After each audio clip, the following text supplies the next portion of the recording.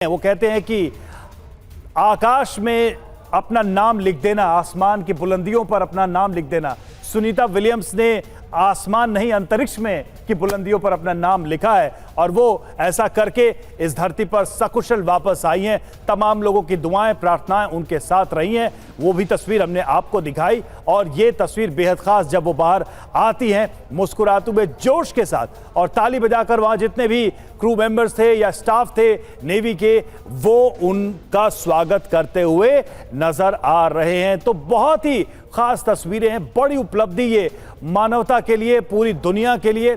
जब इस तरह के अभियान सफल होते हैं तो मानवता अंतरिक्ष में एक और छलांग लगाती है। हमारे सपनों को एक और पंख मिलता है कि हम आसमान में, अंतरिक्ष में, दूर सुदूर ग्रहों तक यात्रा तय करने के सपने को आगे ले जाएं, क्योंकि हर दिन एक नई उपलब्धि होती है अंतरिक्ष में जब एक एक दिन बीतता है। और इस तरह से तो 9 महीने से ज्यादा का वक्त सुनीता विलियम्स ने बताया है। इस उपलब्धि का कोई तोड़ नहीं, कोई मुकाबला नहीं। Dinesh ji.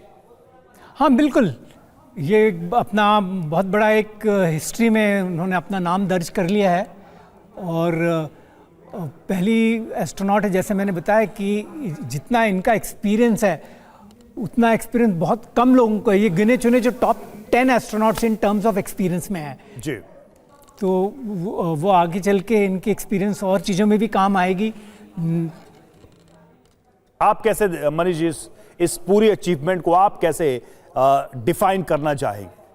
Not just for Sunita Williams बल्कि बहुत तमाम लोग जो इस तरह के मिशन में काम करते हैं या ऐसा सपना देखते हैं। हम तमाम धरती के लोग जो ये देखते हैं कि कभी मानवता दूर सुदूर ग्रहों तक जाएगी।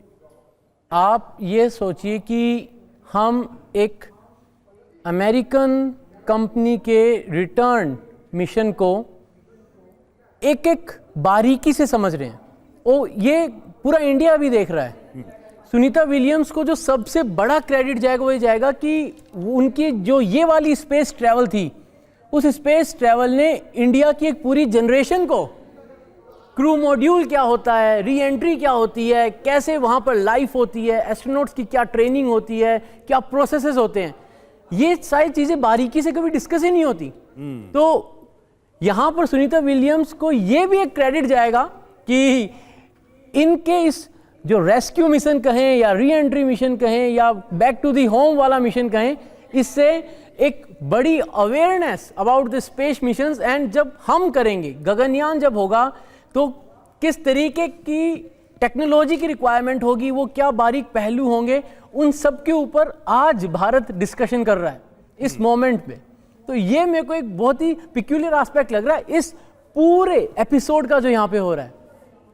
आलोक जी, आप इसे कैसे समराइज करना चाहते हैं? आप इस पूरे मिशन को कैसे देखते हैं, इस उपलब्धि को कैसे देखते हैं? भारत के लिए इसमें क्या लर्निंग छुपी हुई है? जी हाँ, भारत की जो अभी जो बेटियां हैं, अब अपने आप को सुनीता विलियम्स की तरह अपने आप को बनाने के लिए, मतलब एक तरह से आदर्श हो गई हैं सुनीता विलियम्स।